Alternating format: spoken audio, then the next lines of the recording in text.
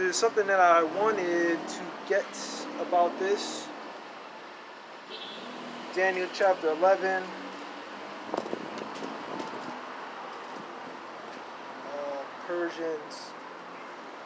Persian kings. Alright. 11, chapter 11. Yeah.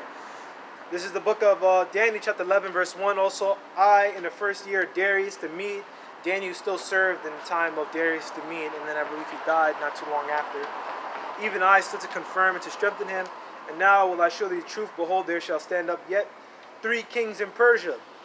Okay, 3 kings in Persia. This is going into Cyrus II, or Cyrus the Great's son, which was Cambyses II. After him was an impostor ruler, Bardia. And I'm actually going to go ahead and see if I can get it for you. I believe it was in page 230 of this book. Let's see here. You know, Slakia for taking a little bit of pauses here and there. You know, I'm doing what I can, you know. Alright, hold on. Let me put this down for a second. So, let's go get it, you know. This is what we gotta do, man, you know. Certain camps, I bring out certain books, other camps, I bring out history. You know, we'll just see whatever the Spirit allows, you know. So let's see here, Cambyses, the second successor. Alright. His successor was Bardia. His successor was Bardia, and after Bardia was Darius. Yep, Darius the Great. Okay, so this is Halley's Bible Handbook. Just had to double check something real quick. This is Halley's Bible Handbook, page 230. Let's see here. Actually, I'll read the whole thing. As the policy of Assyrian and Babylonian kings had been to deport conquered peoples, that is, take them out of their own lands and scatter them in other lands. All right, when you go into 1 Kings chapter 17, let's see here if we can go ahead and get it. 1 Kings chapter 17. If it's not 1 Kings, then it's 2 Kings chapter 17. Salakia. This is the book of 2 Kings chapter 17. Alright. Verse 23. Until the Most High removed Israel out of his sight, as he had said by all his servants the prophets, so was Israel carried away out of their own land to Assyria to this day. And this is going into Shalmaneser V and his brother Sargon II, who pretty much removed the Israelites out of Samaria, all right, and put them into lands of Syria. And the king of Assyria brought men from Babylon and from Cupta, from Ava, and from Hamath, from Sepharvim, and placed them in the cities of Samaria instead of the children of Israel, and they possessed Samaria and dwelt in the cities thereof. That's why when you read John chapter 4, when Yahushua rebuked the Samaritan woman, okay, because that's why he did that, because the Samaritans, okay, the Israelites were already taken out of that land. You just had heathens in that land attempting to follow our law, statutes, and commandments. And when you really go into the history, that happened even before that time period, even in the time of the Greek captivity. You know, when we were under the Greeks, when we were under, you know, Antiochus IV Epiphanes. Right, those heathens were in our temple. They were being around us. Okay, there's really nothing that we could really do. You know, we were made into a province. All right.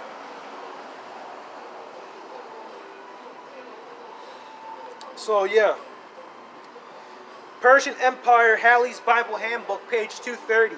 As the policy of Assyrian and Babylonian kings have been to support conquered peoples, that is, take them away out of their own lands and scatter them in other lands, so the policy of Persian kings, exactly the opposite, was to repatriate those peoples, that is, send them back to their own lands.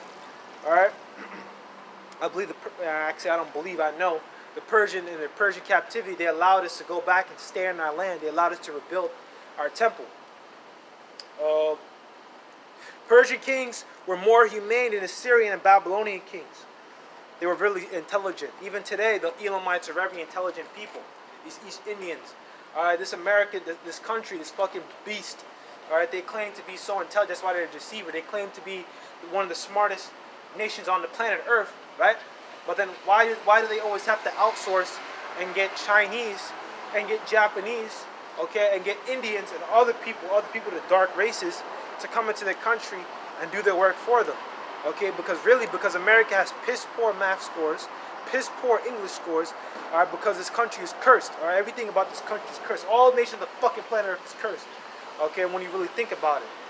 Okay, when you go to America, all right, that's why this country is deceptive. All right, this is the serpent. It's the devil, man. It's the deceiver. Okay, he claims to be the smartest, all right, but how come? Why you had to go get other people from other countries to come into his country and teach math? Why does this devil gotta go get Indians out of India, bring them to America to go work on their nuclear power plants, or to work on their work on their various technological means? Okay. This is the book of Halley's Bible Handbook, page 230. Persian Empire. One of the first acts of the first Persian king, Cyrus II the Great, so-called Great, who was a singularly noble and just monarch, and the first year was to authorize the return of the Jews to their own land. Persia was the mountainous plateau, east of the lower end of Euphrates Tigris Valley. When you go into the history, Persia was changed into Iran. Let me see if I can actually pull it up on the Encyclopedia Iranica. Encyclopedia Iranica. Encyclopedia Iranica under, it was something, what was it called? It was something Elamite. Elam, Iranica. It was something that the brother showed me. Let me see if I can find it.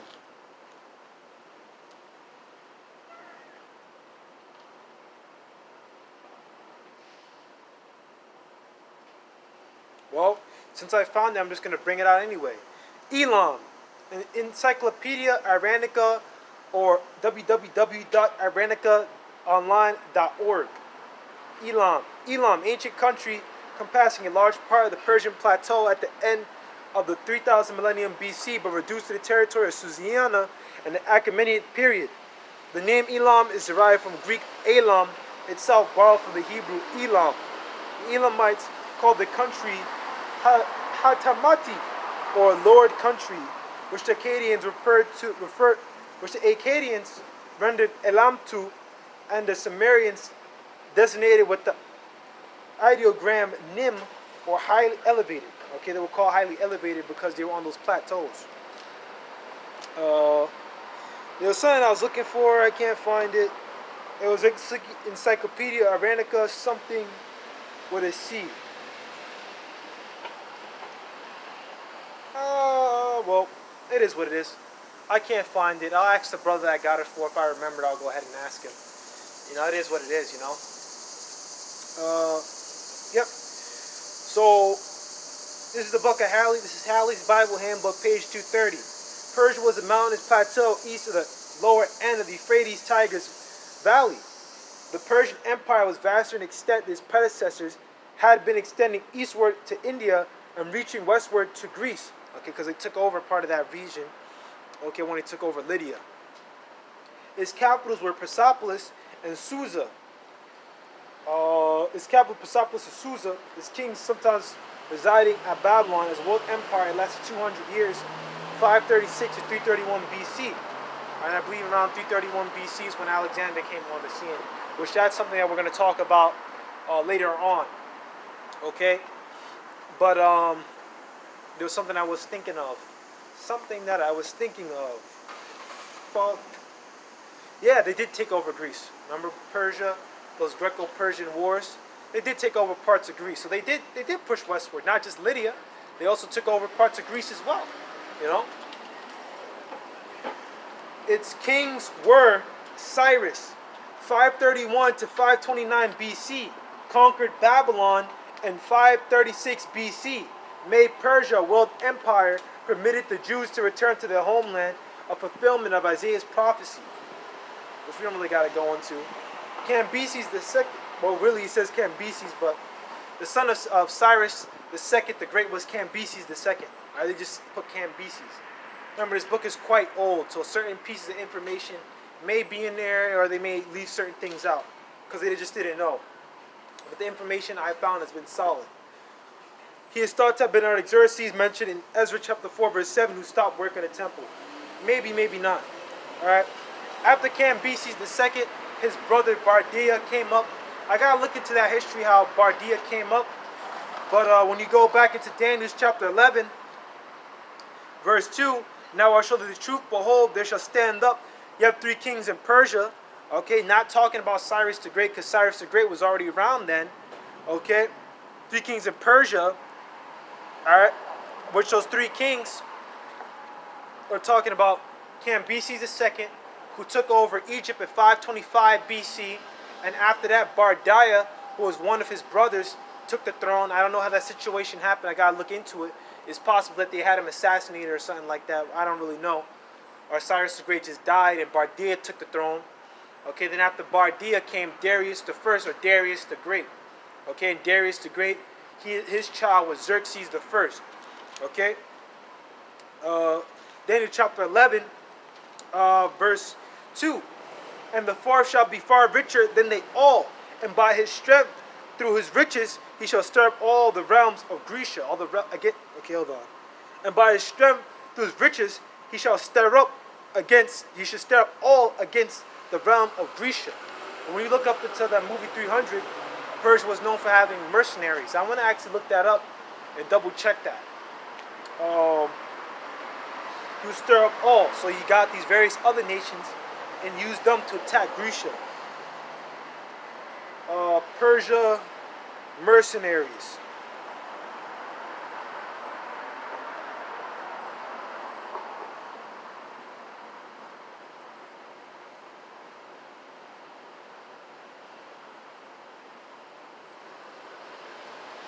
Yeah, so this is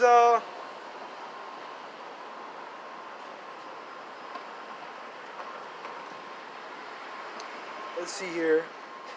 I found this article. Let's see here if I can find it. One was the Greek money received.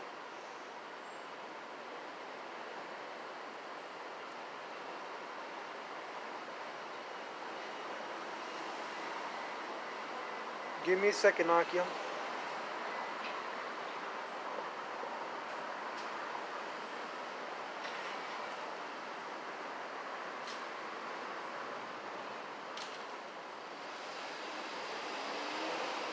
Well, whatever. I can't really find what I was looking for, but this is the GreatCoursesDaily.com. Rise of the Greek mercenaries in the classical world. The Great Courses Daily. The Greek mercenaries were mainly hired by the small provinces of Persia for their superior military prowess. The mercenaries from Arcadia fought for Xerxes in 480 BC. That's what I was thinking about when I was talking to the brother the other day. The Spartans had enemies in Arcadia. I believe the Spartans, the Lacedaemonians, they were enemies of Arcadia. They had kind of a little rivalry going on. I may do a video on that out on Ratazal if I remember. Alright? But we see right here, Xerxes hired Grecian mercenaries from other nations to help him take down Greece.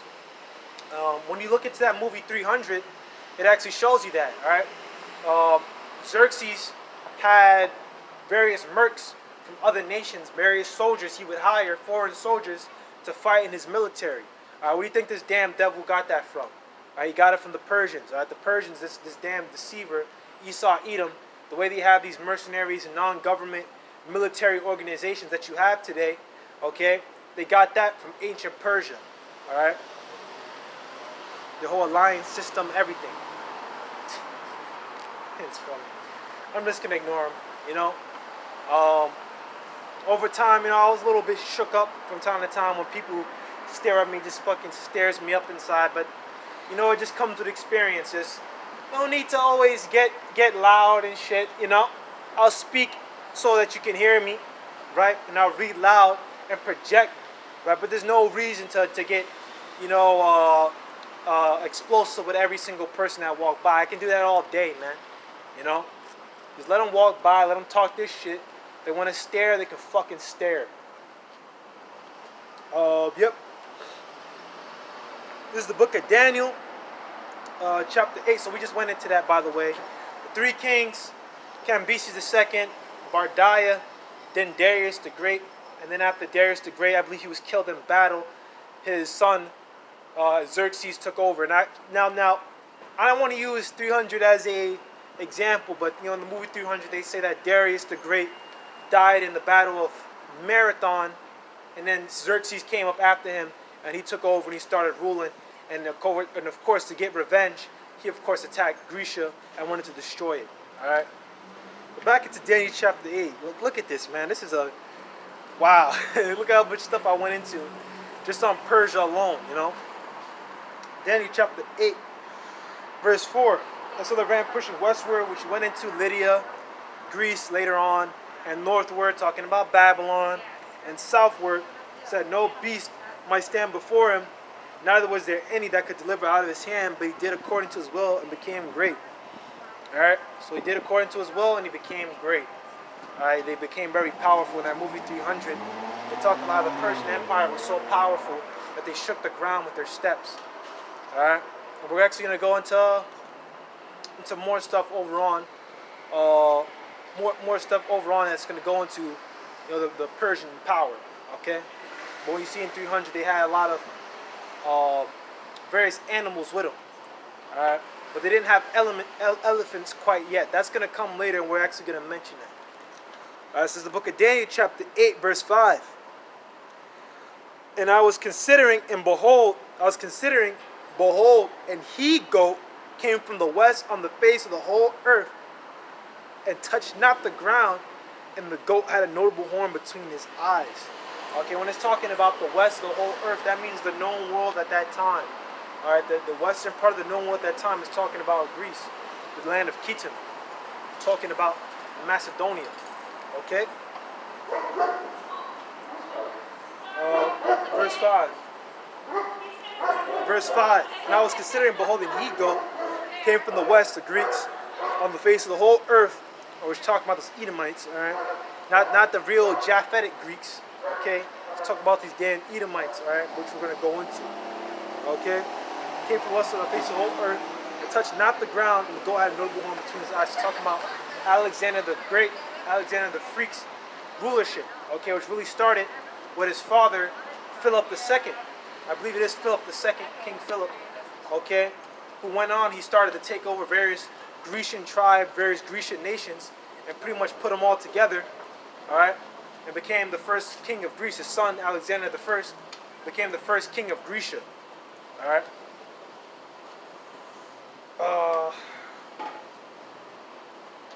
Verse 5, I'll read it again. I was considering, behold, an he-goat came from the west on the face of the whole earth, and touched not the ground, and the goat had a notable horn between his eyes, talking about Alexander the Freak, all right, and it connects right back into Daniel chapter 7, when it goes into, this is the book of Daniel chapter 7, verse 6. After this I behold, lo, another, like a leopard, which had upon the back of it 4 wings of a fowl. Alright, that's what it means when that it connects back. It's tangential. It goes hand in hand. It's correlated.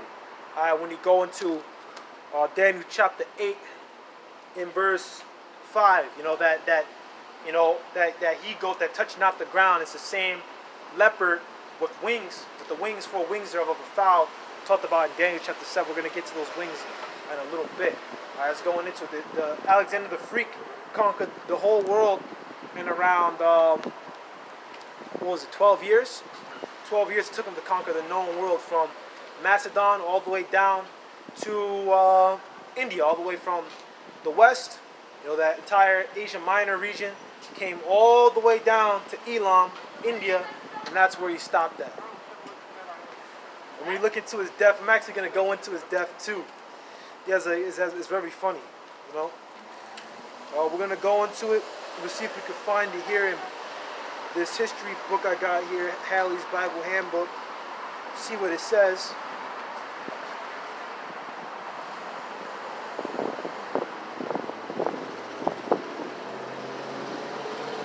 Bear with me here.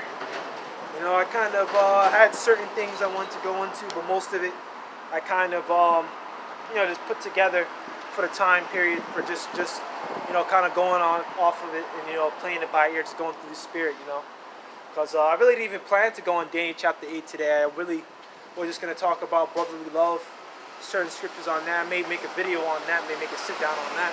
Because before I was planning just to do a sit down on Daniel chapter 8 and just make this camp about brotherly love. But hey, it is what it is. This is the book not the book of, but this is Halley's Bible Handbook, page. Let's see. Yep. Page 402, Greek period 331 to 167 BC. Alexander the Great, 336 BC, at the age of 20, assumed command of the Greek army, and like a meteor, swept eastward over the lands that had been under the dominion of Egypt, Assyria, Babylon, and Persia. Slovakia, by 331 BC, the whole world lay at his feet. Alright, so by 331, so 5 years, the whole world lay at his feet. I'm going to actually go ahead and get it. I was thinking, I'll just skip it. But hey, this is a history camp today. I don't think I'm going off by making a camp about history. That's actually good that I should make camps about history, You could talk about prophecy. I could go get on Esau all day, but what's wrong with going into prophecy some camps or going into history some camps? What's wrong with that? Is that really wrong? Am I going off by doing that because I'm not talking about Esau and screaming at every Edomite that passed by? Come on, man. This is the book of... Give me a second, y'all. This is the book of 1 Maccabees, chapter 1. And it happened after that, Alexander, son of Philip the Macedonian, who came out of the land of Kittim, Kittim, going into Cyprus, that entire Greek region, and smitten Darius, king of the Persians and Medes, that he reigned in his stead, the first over Greece, the first king over Greece. Darius, king of Persia, is talking about Darius the third in this one. Okay, because I believe Darius, let me see if I can go into it real quick and go back to that page. I know I'm going all over the place, but hey, this is Spirit came upon me just to go on to this on camp. I just wanted to go into a whole camp on it. Because I was talking with a brother yesterday, and I've been meditating on Daniel chapter 8 for a couple days, and it's just like, I was like, nah, I got to do a camp on it, I'm just compelled to bring out this history, alright? And plus, knowing the history will help me get other scriptures and will help me learn and help me grow as a brother, help me grow as a speaker. This is Halley's Bible Handbook, page 230. So starting off with Cyrus, 538 to 529 BC, conquered Babylon. 536 BC, made Persia a world empire, permitted the Jews, us, to return to their homeland in fulfillment of Isaiah's prophecy. See pages 301 to 302. Cambyses, 529 to 522. He is thought to have been Artaxerxes, mentioned in Ezra chapter 4, verse 7, who stopped work on the temple. Darius the first, but they skip Bardiah, and they go to Darius the first, Darius the Great. He asked the peace, 521 to 485 BC, authorized completion of the temple. Ezra chapter 6 made the best Bestron inscription. Xerxes Ahasuerus, 438 to 465 BC, famous for wars with Greece. Esther was his wife, one of his wives, one of his concubines. Mordecai is prime minister. Let's see if I'm running out of time. Which you can read about that in the book of Esther, by the way. Artaxerxes the first, Longimanus, 465 to 425 BC, very favorable to the Jews, authorized Nehemiah's cupbearer to rebuild Jerusalem.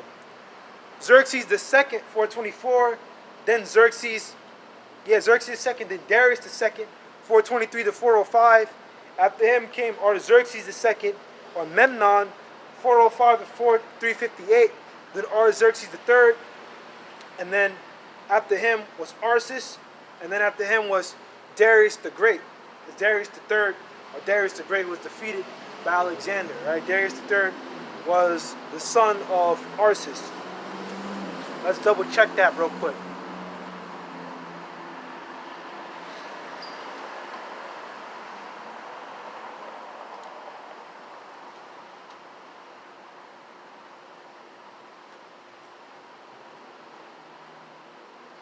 If he died in Bactria,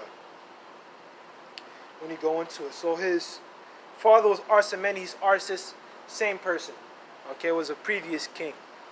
Alright. Moving on. Let's see what page I was on. I believe I was on page, well, whatever.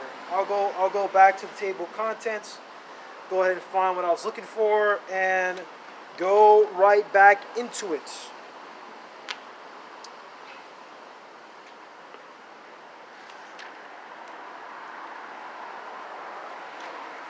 403 was it? Yep, 403 was the page, and we're just gonna go through it. You know, we gotta always get into this history, man, because you know when you get into the history, then you just bring out the precepts. You know, the precepts come out. You know. Yeah, I'm gonna have to get a new Bible too.